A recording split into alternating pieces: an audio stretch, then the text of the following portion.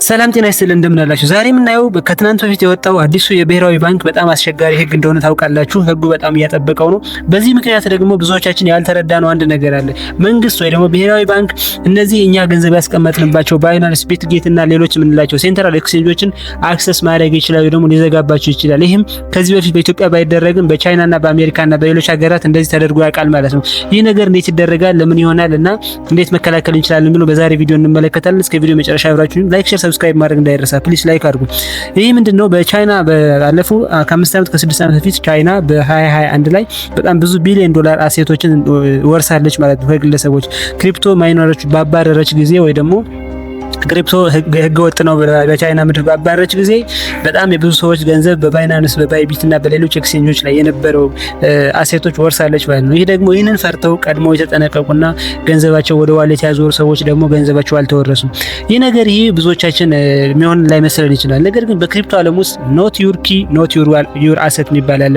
ይህ ማለት ምንድነው? ቁልፉ ያንተ ካልሆነ፣ መተማመኛው ያንተ ካልሆነ ገንዘቡ ያንተ አይደለም ወይ ደግሞ አሴቱ ያንተ አይደለም ማለት ነው። ብዙ ጊዜ ሴንትራል ኤክስቼንጅ ላይ ገንዘብ ሲቀመጥ ገንዘቡ የሚቀመጠው በእኛ ደህንነት ስር ብቻ ይመስለናል። የእኛ ደህንነት ቢኖርም ዋናው ግን መንግስትና የኤክስቼንጁ ነው ገንዘባችን የሚያስተዳድሩልን። እንዴት አድርጎ መንግስት ይገባበታላችሁ ታስቡ? የመጀመሪያው በምን ምክንያት ነው ገንዘብ መንግስት የሚያገኘው? KYC ወይ ደግሞ የደንበኛ ማረጋገጫ ብለን የምንጠራው አለ። ይህም ፓስፖርት ወይ ደግሞ ናሽናል አይዲ ሊሆን ይችላል። በናሽናል አይዲ ወይ በፓስፖርት በኩል የኛን መረጃ ምን ያህል ነገር እንዳለን አክሰስ ማድረግ ይችላሉ ማለት ነው። ስለዚህ ይህንን ካወቁ በኋላ ኤክስቼንጁን ፎርስ ያደርጉታል ማለት ነው። ኤክስቼንጁ እንዲሰጥ ፎርስ ያደርጉታል። ባለፈው ታስታውሱ ከሆነ የአሜሪካ መንግስት ቴዘርን አስገድዶ የብዙ ሰዎች አካውንት አሳግዷል ወይ ደግሞ ፍሪዝ አድርጓል። ስለዚህ ይሄ ነገር አይደረግም ብለን ልናስብ አንችልም።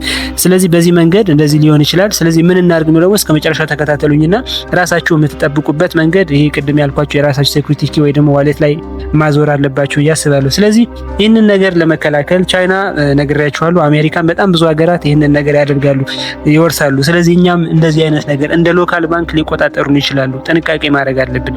ይህ መልእክት እነዚህ ቢያንስ 3 ነገሮችን በማድረግ ይህንን መከላከል ትችላላችሁ።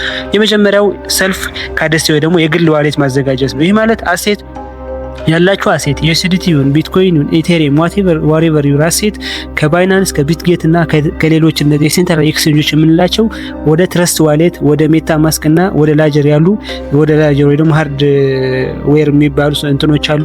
ወደ እነዚህ ዋሌቶች እና ሌሎችን ያልጠቀስኳቸው ብዙ ዋሌቶች አሉ። ወደ እነዚህ ዋሌቶች ማዞር አለባችሁ። ታዲያ አደራ መላችሁ ነገር ወደዚህ ዋሌት ስታዞሩ ዋሌት ስትጠቀሙ ከ12 እስከ 24 የሚሆን ፍሬዝ ወርድ አለ። ይሄንን ፍሬዝ ወርድ መርሳት የለባችሁም። ይሄንን ፍሬዝ ወርድ ረሳችሁ ማለት ገንዘባችሁ ለዘላለም አታገኙትም። ምክንያቱም በኤክስቼንጅ በኩል ሲሆን ኦልሬዲ ኤክስቼንጁ ይዝላችኋል።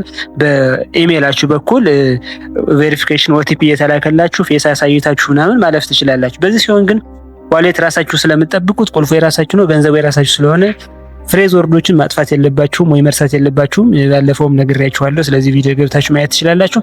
ሁለተኛው ማድረግ ያለባችሁ ነገር ደግሞ ምንድነው?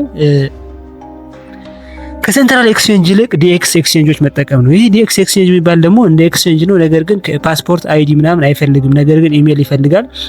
ኦልሞስት ኤክስቼንጅ ነው፣ ነገር ግን እንደነ ባይናንስ አይደለም። KYC ወይ ደግሞ ኖዊንግ ዩ አርማ ያንተ ማንነት፣ ያንተ ፎቶ፣ ያንተ ስም፣ ያንተ ሙሉ መረጃ አይዝም። ነገር ግን ኢሜል ብቻ ይይዛል። ተመሳሳይ ነው። እሱ ግን ለመንግስትም ለምንም ትንሽ እንደመቆጣጠር ከበድ ያለ ነው ማለት እንደነዛ ይቀልል አይደለም። ይህም ለምሳሌ ዩኒስዋፕን መጠቀም ትችላላችሁ። ሶስተኛው P2P ሲሸጡና ሲገዙ በጣም ጥንቃቄ ማድረግ አለባችሁ። በተለይ በኢትዮጵያ ባንክ P2P አለመጠቀም። ይሄ ደግሞ በቅርብ ጓደኞቻችሁ፣ በዘመዶቻችሁ ወይ ደግሞ በካሽ እንዲሁም ደግሞ በተለያየ በኮሚኒቲ በኩል የምታምኗቸው ሰዎች ጋር ብቻ ትሬድ ብታደርጉ ጥሩ ነው። ወይ ደግሞ ከዚህ በፊት ባይናንስ የሸጣችሁለት ሰው ካለ ኮንታክት ካላችሁ እሱን አናግራችሁ መሸጥ ትችላላችሁ። ስለዚህ እነዚህ ነገሮች በጣም ወሳኝ ነገር ናቸው። እነዚህ ነገር አድርጉ።